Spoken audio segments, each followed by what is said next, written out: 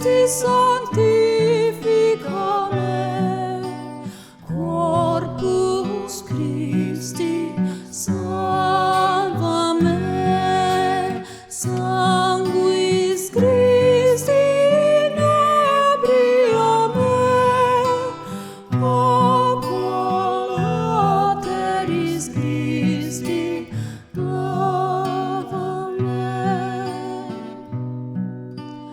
Passio Christi conforta me, o bone Iesu exaudi me, intra vulnera tua,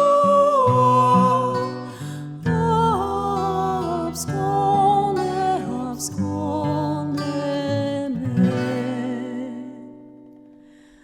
Hoje lembramos do sacrifício que Jesus fez por cada um de nós.